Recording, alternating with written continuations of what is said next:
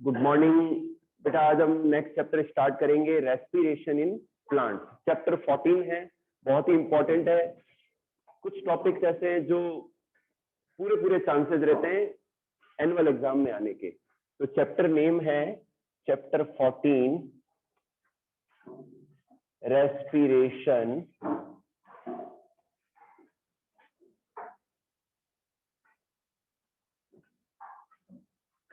In plants.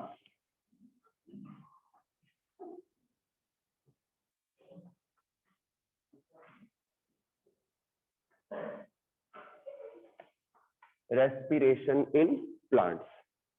हाँ बच्चों, सबसे पहले बात करते हैं रेस्पिरेशन क्या है। रेस्पिरेशन एक सेलुलर प्रोसेस है, एक कॉम्प्लेक्स प्रोसेस है जो सेलुलर लेवल पर पाया जाता है और इसमें फूड का ऑक्सीडेशन होता है, फूड का ब्रेकडाउन होता है सिंपलर मॉलिक्यूल में और उससे एनर्जी बनती है एटीपी के फॉर्म में। ओके, तो इस प्रोसेस को हम क्या कहते हैं? रेस्पिरेशन कहते हैं। क्या कहते हैं? रेस्पिरेशन कहते हैं। Respiratory substrate.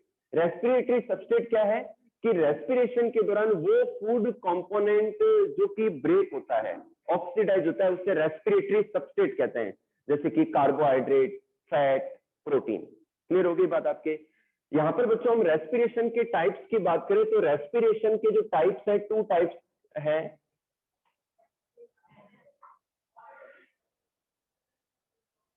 रेस्पिरेशन के बेटा 2 टाइप्स हैं। फर्स्ट है anaerobic respiration. Anaerobic respiration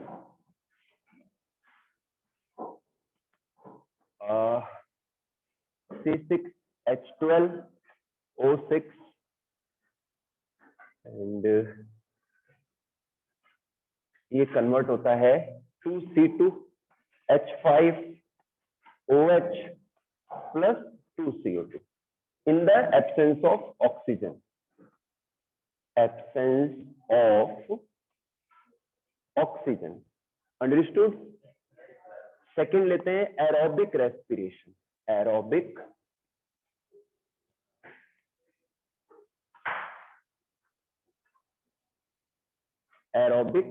respiration. ठीक है, इस एरोबिक रेस्पिरेशन की इक्वेशन आएगी C6H12O6 plus 6O2 plus 6H2O and in presence of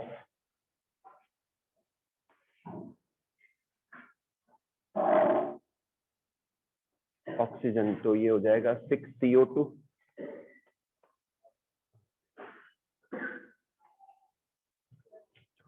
12H2। ठीक है, 12H2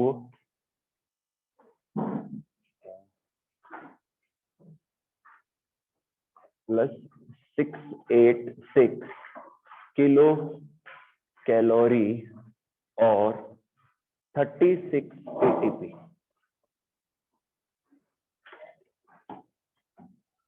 हाँ जी, हाँ बेटा सामने देखिए। रेस्पिरेशन मैंने बताया कि एक कॉम्प्लेक्स प्रोसेस है, सेलुलर लेवल पर पाया जाता है। फूड का ब्रेकडाउन होता है, ऑक्सीडेशन होता है और एनर्जी बनती है हमारी बॉडी के अंदर या लिविंग ऑर्गेनिजम्स की बॉडी के अंदर।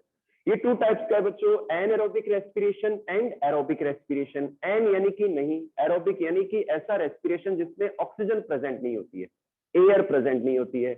तो फंगाई के अंदर, यीस्ट के अंदर, बैक्टीरिया के अंदर, लोअर ऑर्गेनिजम्स के अंदर जो है एनएरोबिक रेस्पिरेशन पाया जाता है और इनके अंदर जो ऑक्सीजन की एब्सेंस के अंदर जो ग्लूकोज है वो कन्वर्ट हो जाता है इथाइल अल्कोहल में। इसमें कन्वर्ट हो जाता है इथाइल अल्कोहल के अंदर। हालांकि एक और ऑप्शन है लैक्टिक एसिड फॉर्मेशन का, वो अपन बाद में पढ़ेंगे। पहला जनरली हम पढ़ते हैं कि इथाइल अल्कोहल बनता है, ग्लूकोज है, in the absence of oxygen break हो जाता है, इथाइल अल्कोहल बन जाता है, C2H5OH, ये फॉर्मूला है इसका, और CO2 गैस निकलती है। ठीक है, तो यहाँ पर जो इलेक्ट्रॉन, इस प्रोसेस में जो इलेक्ट्रॉन एक्सेप्टर है वो कोई और नहीं है, इंटरमीडिएट ही है। इस रिएक्शन के जो इंटरमीडिएट होते हैं वो ही इलेक्ट्रॉन को एक्सेप्ट करते हैं और ये ऑक्सीजन की एब्सेंस में होता है। नेक्स्ट लेते हैं एरोबिक रेस्पिरेशन। एरोबिक रेस्पिरेशन बच्चों हायर ऑर्गेनिजम्स के अंदर होता है, हायर प्लांट्स के अंदर होता है, ऑक्सीजन की प्रेजेंस में होता है। ऑक्सीजन की प्रेजेंस के अंदर जो ग्लूकोज है वो ऑक्सीजन की प्रेजेंस में वाटर मॉलिक्यूल्स की प्रेजेंस में ब्रेक हो जाता है और क्या बना लेता है, CO2 बना लेता है, वाटर मॉलिक्यूल रिलीज करता है और एटीपी के रूप में एनर्जी बनती है। या तो 36 या 38 एटीपी मॉलिक्यूल्स बनते हैं, या इसको अगर हम किलो कैलोरी में लिखें तो 686 किलो कैलोरी एनर्जी बनती है और ये एनर्जी हमारे डिफरेंट मेटाबॉलिक रिएक्शंस को रन करने में काम आती है। बताइए समझ में आया नहीं आया? तो यहाँ पर जो प्रोसेस चलता है ये काफी कॉम्प्लेक्स प्रोसेस है, क्योंकि इसमें आगे हम पढ़ेंगे कि ग्लाइकोलाइसिस क्या है, क्रेब्स साइकिल क्या है, इलेक्ट्रॉन ट्रांसपोर्ट चेन क्या है, ठीक है ना। तो इसमें जो इलेक्ट्रॉन एक्सेप्टर है इस प्रोसेस में, वो खास बात है कि ऑक्सीजन मॉलिक्यूल है। कंपटीशन का क्वेश्चन है कि एरोबिक रेस्पिरेशन के अंदर जो इलेक्ट्रॉन एक्सेप्टर है वो कौन है? ऑक्सीजन है। कौन है? ऑक्सीजन है। क्लियर होगी बात आपके? तो ये तो है कंसेप्ट। सबसे पहले अब बात करेंगे कि कॉमन पाथवे क्या है इनके अंदर।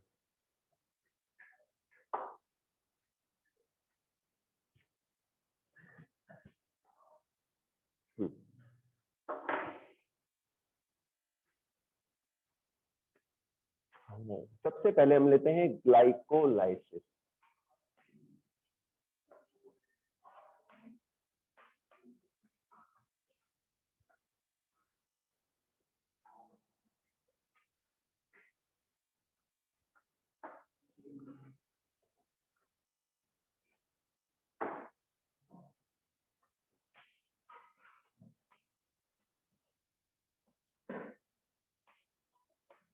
बच्चों ये जो टॉपिक है ना मोस्ट इंपॉर्टेंट है, आप 3 से 4 बार देख देख के लिख लिख के इसको तैयार कर लें, ठीक है।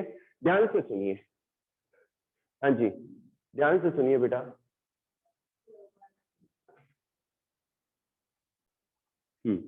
हाँ बच्चों, जो ग्लाइकोलाइसिस है एक कॉमन पाथवे है। ग्लाइकोलाइसिस बच्चों anaerobic respiration and aerobic respiration दोनों में पाया जाता है। कॉमन पाथवे है ये। क्लियर होगी बात? और ग्लाइकोलाइसिस सेल के साइटोप्लाज्म में होता है। कहां होता है? सेल के साइटोप्लाज्म के अंदर। और इसमें 10 स्टेप्स होते हैं और उन 10 स्टेप्स के द्वारा एट द एंड जो ग्लूकोज है, जो 6 कार्बन का मॉलिक्यूल है, वो कन्वर्ट हो जाता है पायरुविक एसिड में। ठीक है। पायरुविक एसिड बच्चों 3 कार्बन का मॉलिक्यूल है, जिसमें 2 मॉलिक्यूल बनते हैं। मतलब एक ग्लूकोज से ग्लाइकोलाइसिस के द्वारा पायरुविक एसिड के 2 मॉलिक्यूल बनते हैं। कितने मॉलिक्यूल बनते हैं? पायरुविक एसिड के 2 मॉलिक्यूल्स बनते हैं, जो कि 3 कार्बन का मॉलिक्यूल होता है। क्लियर होगी बात आपके? तो ये है। और ये एरोबिक और एनारोबिक रेस्पिरेशन दोनों में पाया जाता है। ठीक है। तो बच्चों मैं स्टेप्स लिख रहा हूं, आप भी साथ में लिखना मेरे, ठीक है।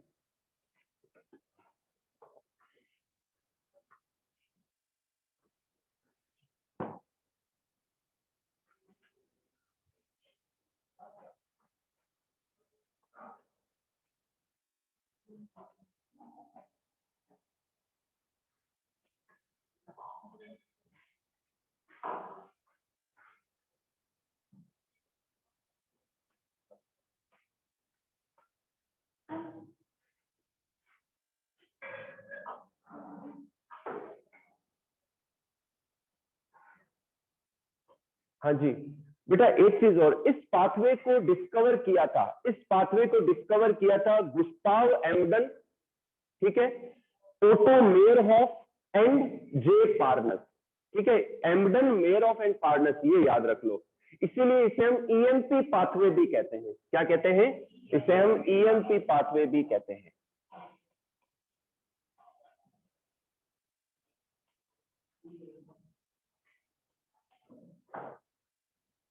So that's why this is also known as EMP pathway. ठीक है। हाँ जी, लिखो बेटा इसको।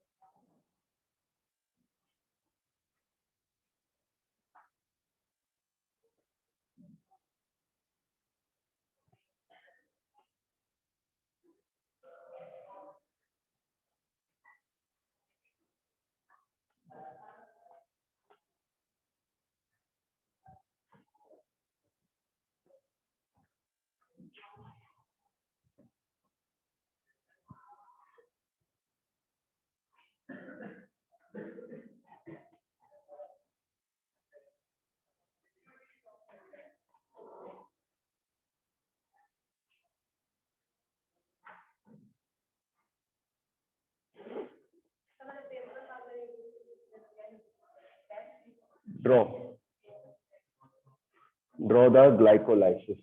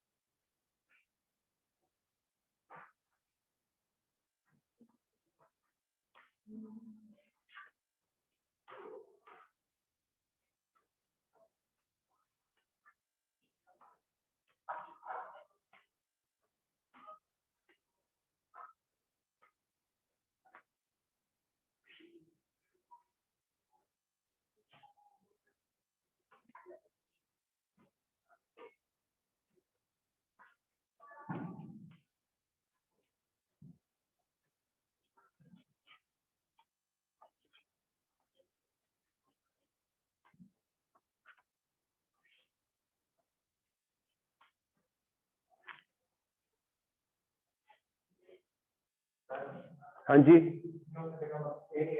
हाँ जी, क्या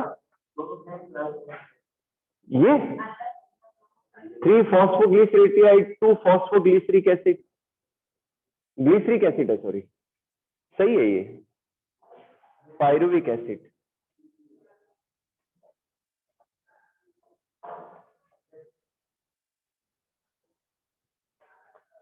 ठीक है, आप नोट करो इसको, मैं मॉलिक्यूल्स लिख देता हूँ। ये 1 मॉलिक्यूल है, ये 1 मॉलिक्यूल है,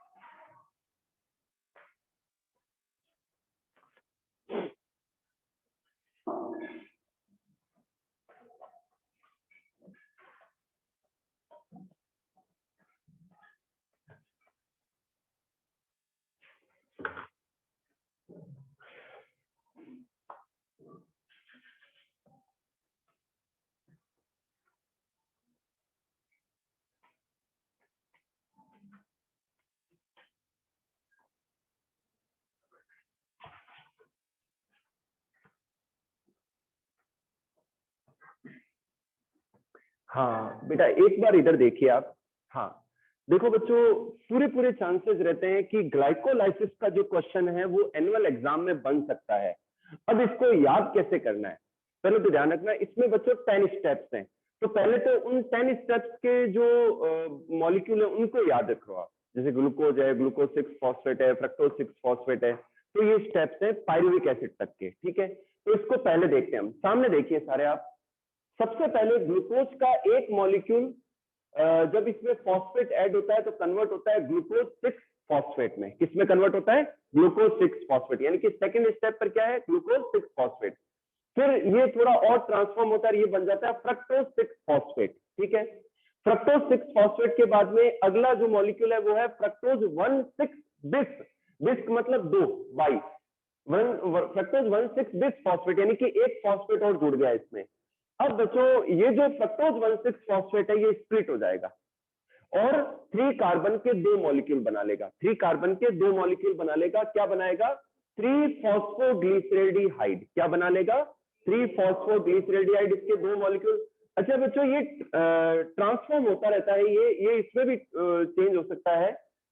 किसमें? डाईहाइड्रोक्सी एसीटोन फॉस्फेट में।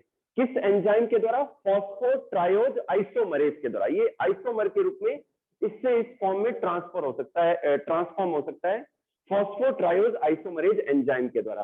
तो अपन एक बार इसको भूलेंगे, पहले इसको ध्यान रखेंगे। 3 फॉस्फोग्लिसरेडिहाइड, 3 कार्बन के यहाँ पर 2 मॉलिक्यूल बन गए। देखो मैंने 2 मॉलिक्यूल लिख दिया, इधर देखते रहे सारे। अब ये चेंज होगा 1,3 बिस फॉस्फोग्लिसरेडिहाइड में। फिर ये चेंज होगा 1,3 बिस फॉस्फोग्लिसरिक एसिड में। फिर 3 फॉस्फोग्लिसरिक एसिड में। फिर 2 फॉस्फोग्लिसरिक एसिड में। फिर 2 फॉस्फोइनोल पायरुविक एसिड में। Phosphoenol pyruvic acid. और जो लास्ट स्टेप है वो है पायरुविक एसिड, यानी कि पायरुविक एसिड 3 कार्बन का मॉलिक्यूल है, इसके 2 मॉलिक्यूल बनेंगे, ठीक है। अब यहाँ पर बच्चों इंपॉर्टेंट थिंग क्या, ये 10 स्टेप पहले याद करेंगे आप। उसके बाद में आपको जो बीच बीच में जो एंजाइम्स हैं उनको ध्यान में रखना पड़ेगा, ठीक है। तो सबसे पहले देखते हैं जो ग्लूकोज है वो ग्लूकोज 6 फॉस्फेट में कन्वर्ट होता है। किस एंजाइम की प्रेजेंस में? हेक्सोकाइनेज।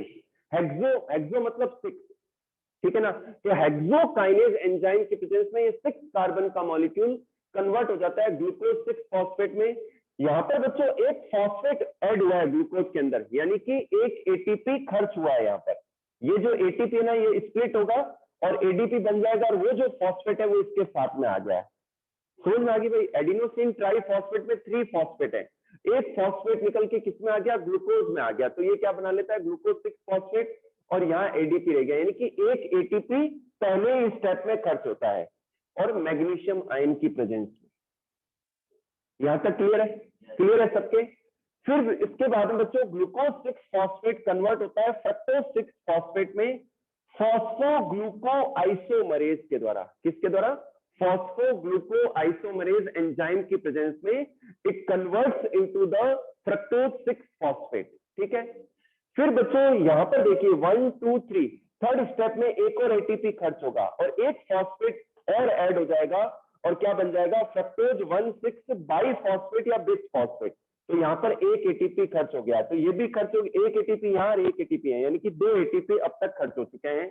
यहाँ भी मैग्नीशियम आयन प्रेजेंट है और एंजाइम का नाम क्या है? फॉस्फोफ्रक्टोकाइनेज। क्या नाम है? फॉस्फोफ्रक्टोकाइनेज। नेक्स्ट लेते हैं बच्चों, फ्रक्टोज 1,6 बिस फॉस्फेट स्प्लिट होता है और 3 फॉस्फोग्लिसरेडिहाइड बना लेता है। किसकी प्रेजेंस में? एल्डोलेज एंजाइम की प्रेजेंस में। किसकी प्रेजेंस में? एल्डोलेज एंजाइम की प्रेजेंस में, ठीक है। अब देखिए बच्चों 3 फॉस्फोग्लिसरेडिहाइड कन्वर्ट होता है 1,3 बिस फॉस्फोग्लिसरेडिहाइड, यानी कि यहाँ पर एक फॉस्फेट ऐड होता है। ये प्लस प्लस का मतलब ऐड होना, इनऑर्गेनिक फॉस्फेट, एक इनऑर्गेनिक फॉस्फेट और ऐड होता है इस ग्रुप में। क्या बना लेता है? 1,3 बाई या बिस फॉस्फोग्लिसरेडिहाइड। यहाँ तक क्लियर है बच्चों? कुछ रटना भी पड़ेगा इस टॉपिक को, 3 से 4 बार अगर देख देख के बनाएंगे तो आपको लर्निंग हो जाएगी, ठीक है ना। फिर 1,3 बिस फॉस्फोग्लिसरेडिहाइड कन्वर्ट होता है 1,3 बिस फॉस्फोग्लिसरिक एसिड में। यहाँ पर बच्चों एंजाइम कौन सा है? Triose phosphate dehydrogenase. Triose phosphate dehydrogenase. अब यहाँ ध्यान रखना बच्चों, यहाँ पर 2 NADH2 बनते हैं, 2 NAD+ से 2 NADH2 बनते हैं, क्या बनते हैं, 2 NADH2 बनते हैं। यहाँ पर 2 ATP खर्च हो गए, अब यहाँ 2 NADH2 जनरेट हो गए, ठीक है। नेक्स्ट लेते हैं बच्चों, 1,3-bis फॉस्फोग्लिसरिक एसिड कन्वर्ट होता है 3-फॉस्फोग्लिसरिक एसिड में, यानी कि एक फॉस्फेट निकल जाता है और वो ADP से जुड़ के ATP बना लेते हैं। ये 2 मॉलिक्यूल है भाई, ये क्या है, ये इनके 2 मॉलिक्यूल है, ठीक है।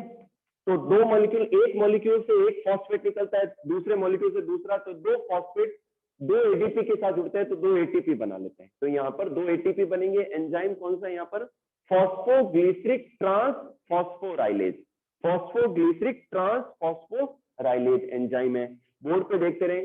फिर बच्चों बन गया 3, यहाँ पर 2 ATP बन गए, ध्यान रखना 2 ATP यहाँ जनरेट हो गए। 3-फॉस्फोग्लिसरिक एसिड कन्वर्ट होता है 2-फॉस्फोग्लिसरिक एसिड में, किस एंजाइम के द्वारा, फॉस्फोग्लिसरोम्यूटेज, फॉस्फोग्लिसरोम्यूटेज। फिर 2-फॉस्फोग्लिसरिक एसिड कन्वर्ट होता है 2-फॉस्फोइनॉल पायरुविक एसिड में, इनोलेज एंजाइम की प्रेजेंस में। किसकी प्रेजेंस में, इनोलेज एंजाइम की प्रेजेंस में। वाटर का मॉलिक्यूल एक रिलीज होता है यहाँ पर। फिर 2-फॉस्फोइनॉल पायरुविक एसिड कन्वर्ट होता है पायरुविक एसिड के 2 मॉलिक्यूल में, यहाँ पर फिर से बच्चों 2 ATP बनता है। क्या बनता है, 2 ATP, यानी कि 2-फॉस्फोइनॉल पायरुविक एसिड से 2 फॉस्फेट निकलते हैं, वो 2 ADP से जुड़ते हैं, 2 ATP बनाते हैं। और यहाँ पर पायरुवेट काइनेज, एंजाइम का नाम क्या है, पायरुवेट काइनेज है, जो इसको इसमें कन्वर्ट करता है, ठीक है।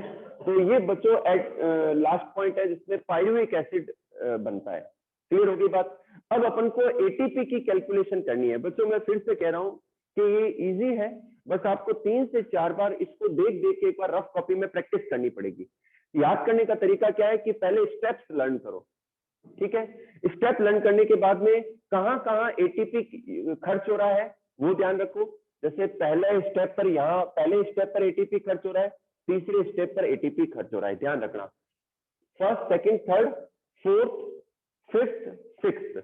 और जो 6th स्टेप है बेटा, यहाँ पर NADH2 बन रहा है। 6th पर क्या बन रहा है, NADH2 बन रहा है, ठीक है। और 7th पर ATP 2 बन रहे हैं, 8, 9 और 10। और 10 स्टेप पर भी 2 ATP बन रहे हैं। तो पहले ये ध्यान रखना कि ATP कहाँ खर्च हो रहे हैं, फर्स्ट और थर्ड स्टेप पर, ठीक है। और NADH2 कहाँ बन रहा है, 6th स्टेप पर। और 7th और 10th स्टेप पर 2-2 ATP और बन रहे हैं, यानी कि टोटल 4 ATP बन रहे हैं। क्लियर होगी बात आपके, क्लियर होगी, ठीक है, ये ध्यान रखना। उसके बाद एंजाइम को याद करने का तरीका क्या है कि जो मॉलिक्यूल है ना, उसी बेसिस पर एंजाइम का नाम है। तो कोशिश करो उससे रिलेट करते हुए उसको याद करो आप लोग। क्लियर हुई बात आपके, ठीक है। अब बच्चों मैं ATP की कैलकुलेशन बता देता हूं आपको, ध्यान रखना। ATP टोटल कितने खर्च हो रहे हैं, भावना कितने खर्च हो रहे हैं भाई, कितने ATP खर्च हो रहे हैं इस स्टेप में, आयुष बताइए। 2 ATP खर्च हो रहे हैं, 12 कहाँ हो रहे हैं, कितने हो रहे हैं सर, 2 ATP खर्च हो रहे हैं, ध्यान रखना 2 ATP खर्च हो रहे हैं यहाँ पर। और टोटल बन कितने रहे, 4 ATP बन रहे हैं, 4 ATP बन रहे हैं, ध्यान रखना। अब बच्चों मैं बताता हूँ, एक NADPH2 होता है ना, उससे इलेक्ट्रॉन ट्रांसपोर्ट चेन के द्वारा 3 ATP बनते हैं। कितने ATP बनते हैं, 3 ATP, ध्यान रखना आप। लेकिन ग्लाइकोलाइसिस में एक NADH2 से 2 ही ATP बनते हैं, यानी कि यहाँ पर 2 NADH2 है। कितने, 2 NADH2 है। तो इन 2 NADH2 से 4 ATP बनेंगे। कितने बनेंगे, 4 ATP। तो 4 ATP 2 NADH2 से 4 ATP ये हो गए, टोटल 8 ATP तो बनते हैं और 2 ATP खर्च होते हैं, 2 ATP खर्च होते हैं। तो 8 - 2 करने पर कितना बच गया, 6। यानी कि ग्लाइकोलाइसिस के प्रोसेस में टोटल नेट जो ATP बनते हैं वो 6 ATP बनते हैं। कितने बनते हैं, 6 ATP बनते हैं, ध्यान रखना। ये कैलकुलेशन है, ये कंपटीशन एग्जाम में आता है कि ग्लाइकोलाइसिस में जो नेट ATP प्रोडक्शन है वो 6 ATP है। कितना है, 6 ATP है।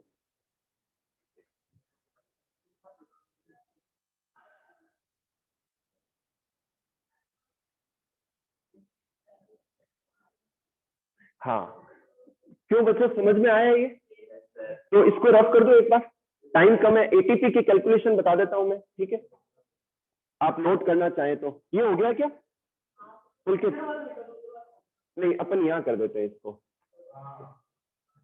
ठीक है ना। देखो 2 NADH2 जो है ना, इससे बेटा टोटल बनते हैं 4 ATP। कितने बनते हैं, 4 ATP। और इसके अलावा 2 ATP और बनते हैं, नहीं 4 सॉरी, तो टोटल हो गए 8 ATP, ठीक है। अब लेते हैं नेट ATP।